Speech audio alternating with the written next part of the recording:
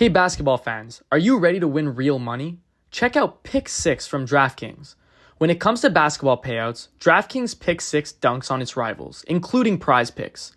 Just select two or more players and choose if they'll have more or less of a stat, like points, rebounds, three-pointers, and more. Pick 6 is available in most states, including California, Texas, Georgia, Missouri, and more. Don't settle for a smaller payout. Switch to Pick 6 and cash in your basketball knowledge. New players get $50 in Pick 6 credits instantly on just a $5 entry. Download the DraftKings Pick 6 app now and use code THPN. That's code THPN for new customers to play $5, get $50 in Pick 6 credits. Better payouts, bigger wins, only with Pick 6 from DraftKings. The crown is yours. Gambling problem? Call 1-800-GAMBLER. In New York, call 877-8-HOPE-NY or text HOPE-NY 467-369. In Connecticut, help is available for problem gambling. Call 888-789-7777 or visit ccpg.org. Please play responsibly. On behalf of Boot Hill Casino and Resort in Kansas, 21 and over. Age and eligibility varies by jurisdiction. Void in Ontario. Bonus bets expire 168 hours after issuance. For additional terms and responsible gaming resources, see dkng.co/ice. Episode 103 of the Habs Culture Podcast. My name is Justin Schwartz, alongside Liam Baum.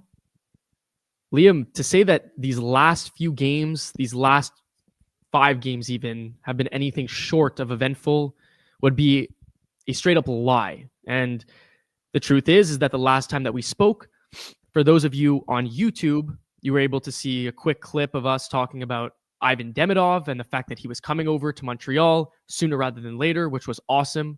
But for those of you that are listening on Spotify or Apple Music or wherever you listen to the pod, we didn't get to talk about that. We didn't even get to talk about the fact that Demidov was making his way over. And quite frankly, I think in that podcast, I even said, I don't even think that there's a chance that he even gets over this year.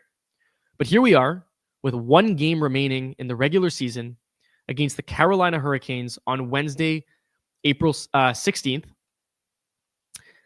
The Montreal Canadiens have dropped their last 3, including losses to Chicago, Toronto in OT, and to the Senators. And now the Canadiens are in a place where their playoff homes aren't particularly secured. And there's a lot on the line between them and Columbus in the next few games. Ivan Demidov debuted last night, and I feel like I'm going in circles here. But Liam, what are your thoughts? Like this has been pretty crazy. The Canadiens are on the brink of potentially making the playoffs. Ivan Demidov comes in, has a masterclass of a game, but the Canadiens lose in the shootout to Chicago. How are you feeling? What are your thoughts? Yeah, I mean, it's come down to game 82. And if you were to tell me at the start of the season that the Canadiens would be in this position, I'd be completely shocked and just, I'd be very surprised. But it comes down to game 82 now. In the last few games, the Canadiens have had the opportunity to clinch a playoff spot, haven't been able to get it done. But they've been getting the points where they need to. They get that extra one against Toronto, and they hang on yesterday, score that late goal versus the Blackhawks to get that big point. But I'm not content with where they're at right now. I think they gotta play a bit better overall. They're getting outshot every single game. It was the first game in 7 games, I think, that they scored the first goal, and I guess leave it up to Demidov to get that done. But I am a little bit worried, but we'll get into the clinching scenarios. So the Canadiens need just any point. It could be a win in overtime. It could be a win in a shootout regulation. They could lose in overtime or a shootout, and they'll be in the playoffs locked in. Or they need a Columbus loss. So Columbus, we'll bring it up here, is facing the Islanders and the Flyers in their final 2 games. The Islanders, they'll be playing the Flyers, they'll be playing tonight, and they need 2 wins in regulation. So if they lose in any form, they need to win in both their games in regulation. If they win in overtime or shootout, they are eliminated. So Columbus has a lot to. They have a big hill to climb. And the Canadiens are certainly not in yet, but the odds are still in Montreal's favor. I'm just still worried. I don't know about you. Oh, I'm more than worried. I think I'm more worried than you, because when I look at their matchups on paper, I don't even think it matters. I think you look back at their past games, they beat the Capitals twice. Granted, the Caps left out a couple players, resting their guys for their first round playoff matchup, whether that be against Montreal or Columbus. But to put up 7 goals on the Caps and then to go back to back and put up and beat them 4-1. I mean, if you look at their past, right now they're currently halfway through the first period against the Flyers, and it's a score of 0-0. But in the 4 games prior to that, they won each and every single one of them. They beat the Sens 5-2, they beat the Sabres 3-2, and then those 2 games against Washington. I mean, what hot. in exactly? I mean, they are as hot as they would like to be. They're facing 2 matchups that are not particularly difficult, and even if they were, they're on a heater. The Canadiens have dropped their last 3, including one to Chicago, which, you know, you look 5 minutes into that game, 10 minutes into that game, and you think there is no way that the Canadiens don't put up 6 or 7 goals this game. You just think that there's no way. And they actually end up giving up 3 plus the shootout one to go to 4. To lose. I mean, the Habs had the destiny, their playoff destiny, in their hands, and now they're allowing Columbus to control it a little bit now. And look, it's still in their hands, and I'm sure they understand what they need to do to get it done. They're also going to be facing a Carolina Hurricanes team Thursday or tomorrow. I think it's tomorrow, Wednesday. Yeah, Wednesday. Yeah, they're going to be facing a Carolina Hurricanes team that announced today their coach, Rod Brendamore, said they'll be sitting their star players.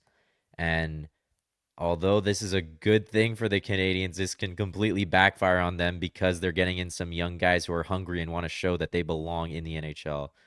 I'm not saying that their roster is going to be better, but it's certainly not that much of an advantage. So I think the Canadiens have a lot to do.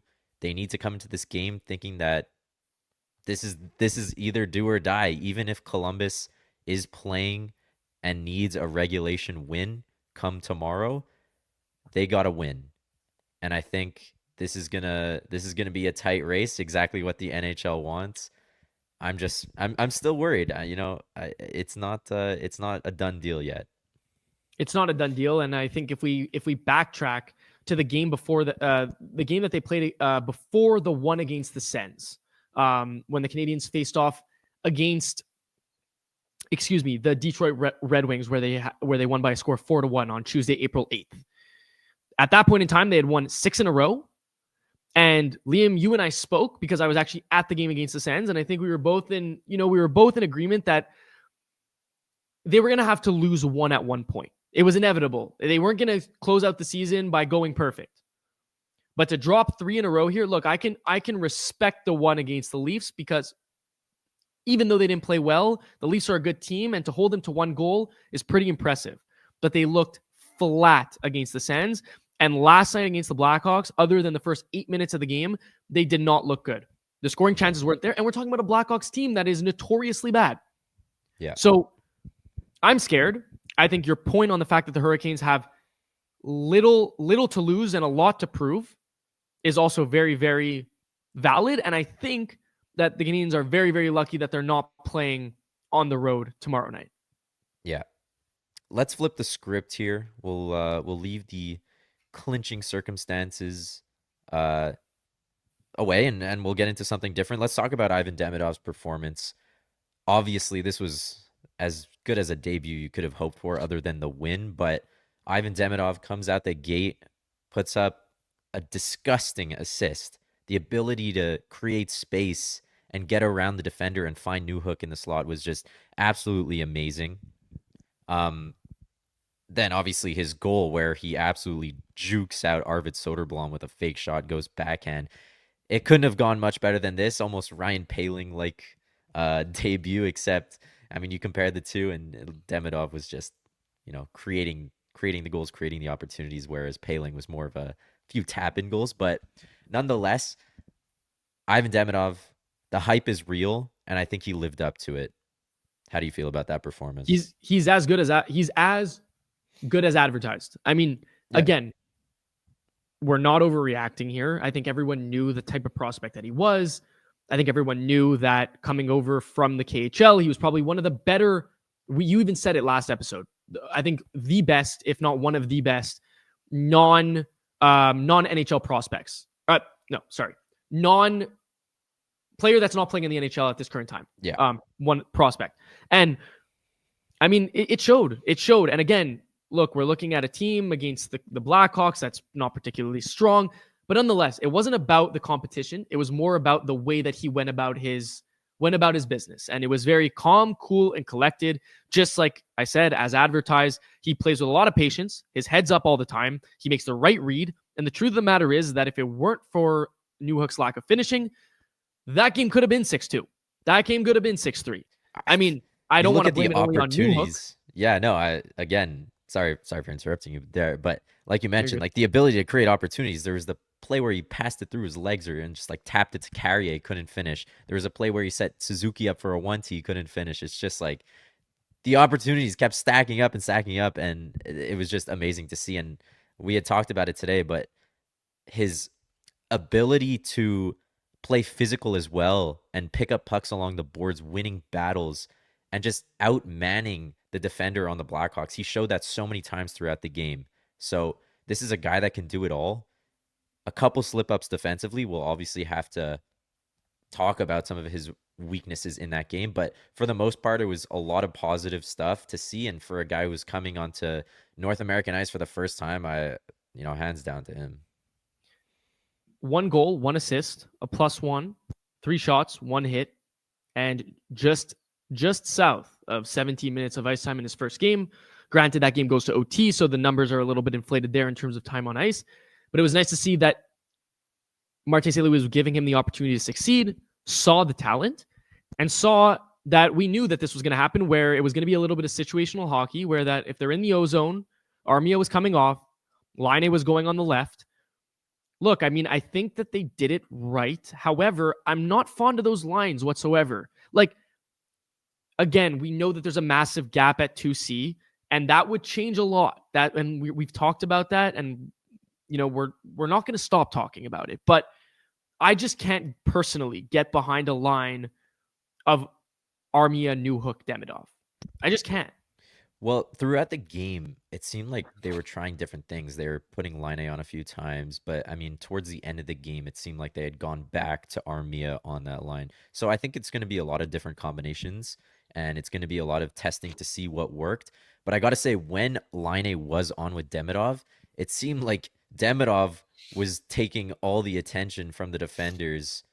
He was bringing it towards him, leaving Laine so much more space and opportunity to move the puck and create space for himself, which he hasn't had the chance to do all season because he's been playing with guys who are worse than him. So I think, like you said, I'm not a huge fan of Armia on that line because, Armia is not a 25 goal scorer plus. Like, he's not the guy who's going to create offense, where Demidov is that guy who's able to create offense for other players. And I think Laine is in need of that most. No, I agree. And I think it's interesting to point out that what happens when Emil Heineman comes back, because obviously Emil Heineman is not this ridiculous talent, but I do think that he's a step up from Armia. He plays a very similar defensive role, right? We've seen Heineman on the PK a bunch, and I think that he has that knack for scoring. So if you want, if you're scared of the dynamic that's created between Laine and Demidov and the ability to skate and the ability to not skate in that case, or the inability there, if you want to switch that up, I really think that Heineman could be a good complement. And I mean, for the time being, I don't mean in the long run, but I think that's interesting. He's still listed as day-to-day. We'll see what happens. Maybe he gets into the lineup tomorrow night against the Canes, but as of right now, no changes.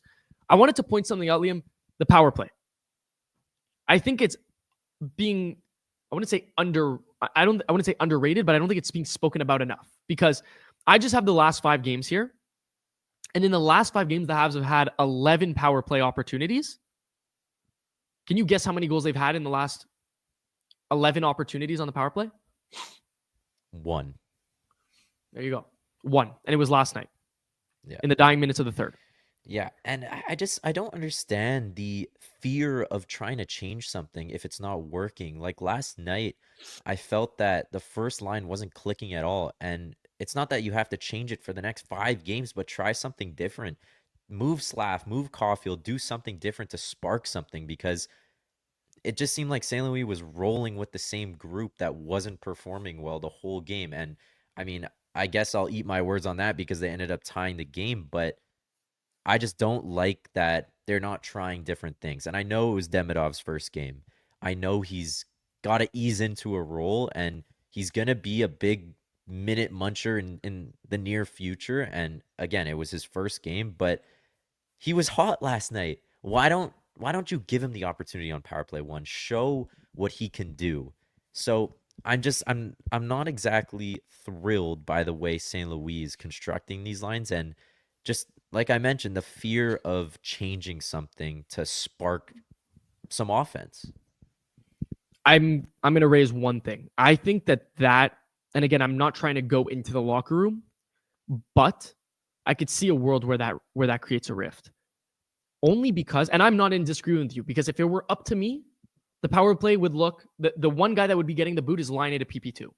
And I know everyone in the comments or everyone listening might say, well, he's a power play specialist. He's amazing at what he does.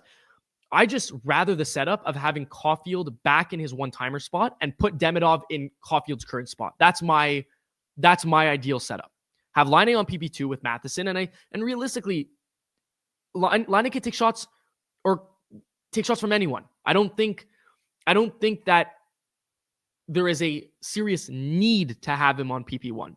But with that being said, I think that putting Demidov on PP1 or giving him excessive exposure, like, I don't know. There's part of me that feels like the locker room might look or feel a little weird with him kind of just coming in as an 18, 19-year-old and just absolutely taking everyone's spot. When in turn, we're in game 81. The group that is there now has brought them to borderline the playoffs. So I'm not trying to say, okay, let's create this internal divide within the room, because I think that's horrible. You don't want that. But imagine taking Line A off the PP. Imagine taking Caulfield off the PP. Like, if I'm any of those guys, I'm pissed. Yeah, I see your point, and like I said, it was his first game, and eventually he's gonna grow into a bigger role. But I'm just talking about for a single game. Try something. If you're losing, you're down to a team like Chicago, and your top guys aren't producing. Give the kid who's hot right now, give him a shot at the first unit to just spark something. And you talked about Line A coming off that unit, and as much as I want to agree, I think Slavkovsky has been pretty bad. No, I cannot watch him on the power play anymore.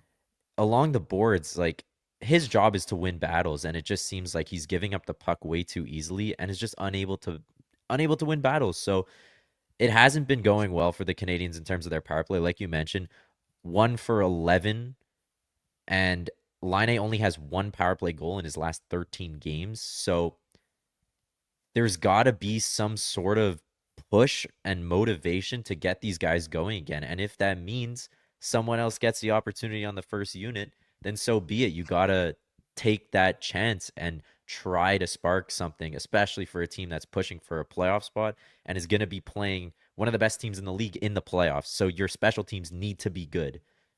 And there's a lot of guys not doing well, and I think there's a lot of different players that can come off that unit. I would have liked to see something change last night just to spark some offense. Oh, I'm 100% in agreement with you. I think the idea to stay stagnant and the idea to not change anything is ridiculous, because again, your game 81, you're losing to you're tied with, you were losing to the Chicago Blackhawks by a goal. You did score on the power play. However, I'm not trying to nitpick here. I mean, it doesn't get any more typical Slav than that. I mean, that goal was off his foot. He had I'm not saying, okay, a goal's a goal. At the end of the day, you check the score sheet, Slav scored, and he tied the game. He did. But if we're talking about structurally speaking, like you said, 1 for 11, and that's the goal that you get. If that's the goal that you're getting against the Chicago Blackhawks and you're down by a goal, like you said, I'm switching something. I'm switching something for that game and that game specifically.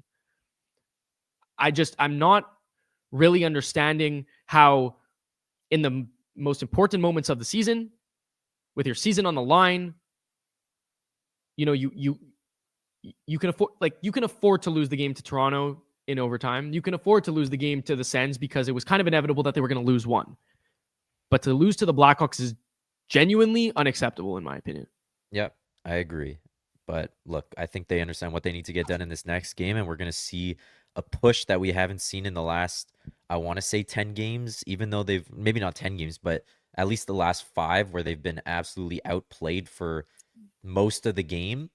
So I'm expecting a performance that will bring them into the playoffs and that they can build on come playoff time against the Washington Capitals, hopefully. Let's flip the script again. I want to get into a situational question, and this is really just a change of topic, but if you wanted to pick out 3 players from the Montreal Canadiens 2021 finals team and bring them onto this team currently, I think I know who you would choose, at least 2 of them.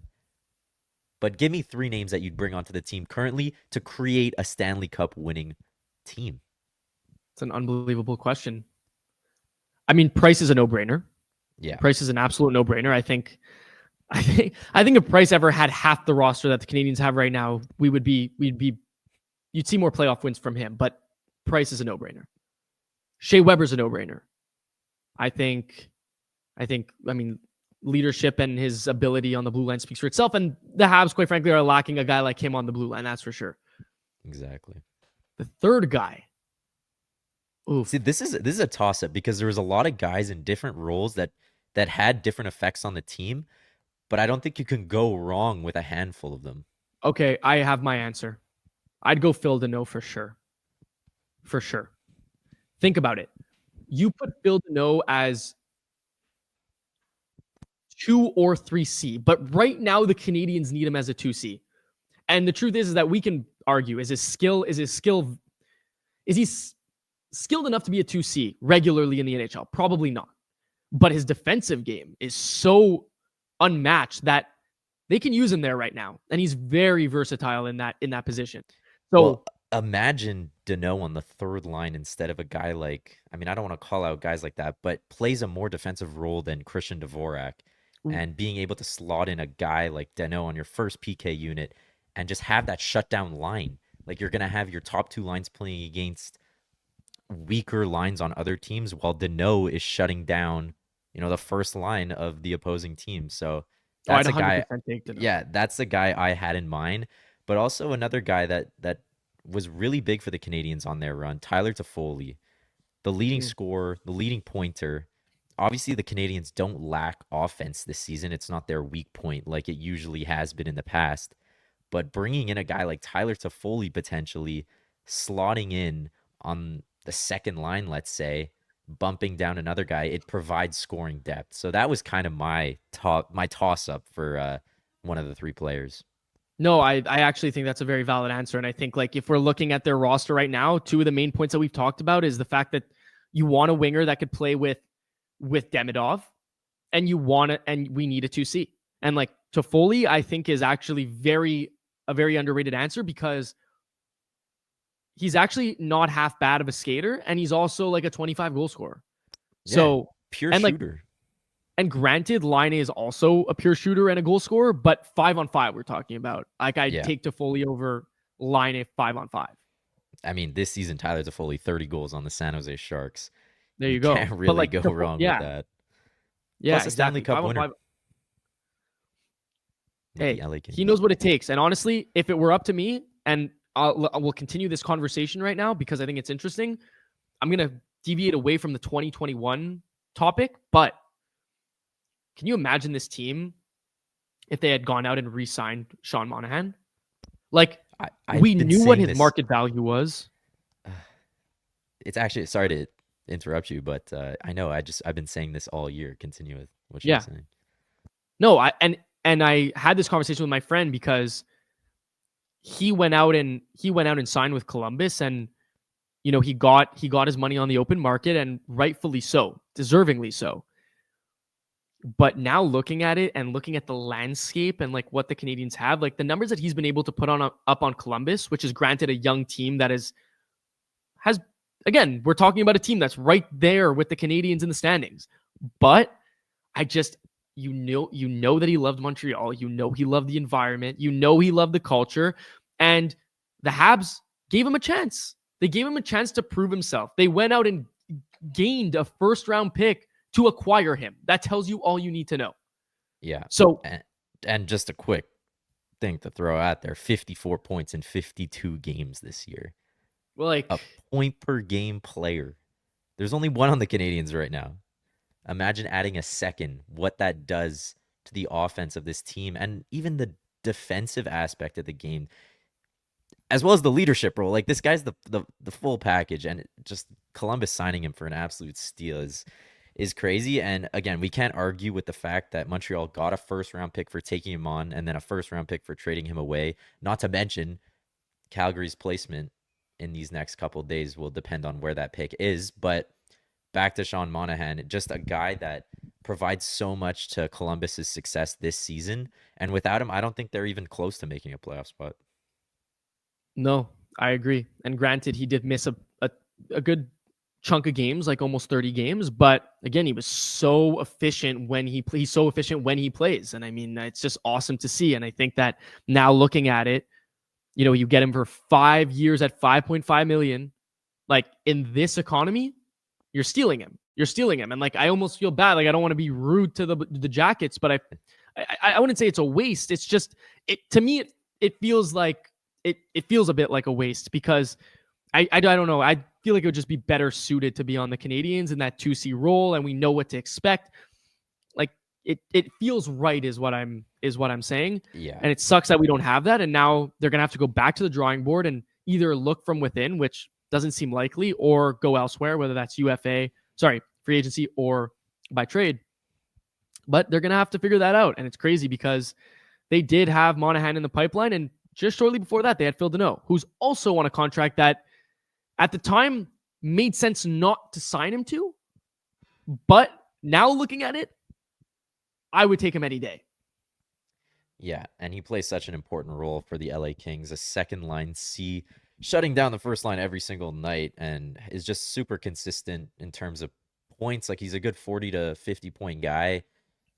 PK one, the guy's, again, the full package. And at the time, obviously, wasn't necessarily ideal to re-sign him. And obviously, losing a lot of those guys after that season the Canadiens made the finals kind of commenced the rebuild. But yeah, I mean, all these guys, just thinking back to it, it would be really interesting to see what would have happened if they kept them. But that also could have meant that maybe we don't get Demidov. So, well, there you go. You got to think about it like that. And yeah, on top of it, just for context purposes, Dano is on a 6-year, $33 million contract. So that is the same AAV as Monahan. So interesting. They're kind of two players that signed for 5.5. And again, we're looking at the cap going up, and you're looking at those contracts and you're saying, damn, we wish we had those, but we do have some good contracts on the books for the Canadiens that are going to look pretty good down the line.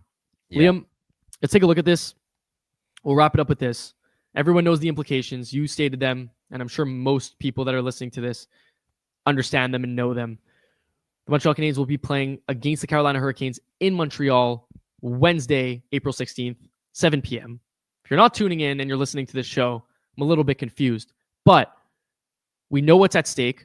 And currently, just for context, the game will be over, obviously, by the time you guys listen to this. But Columbus, Flyers, after one, tied 0-0. So that'll be interesting to monitor. But Liam, how are you feeling for this game? Like, I don't even want to give I don't even know if it's worth giving a prediction. But if what comes to mind right away about this game for you? I mean, first of all, yesterday during the game, my heart was beating. Like, I haven't been that nervous for a Habs game since probably the playoffs against the Leafs and against Vegas. Like, that was just super nerve-wracking. But I mean, this is going to be a nerve-wracking game against Carolina. They need to get it done.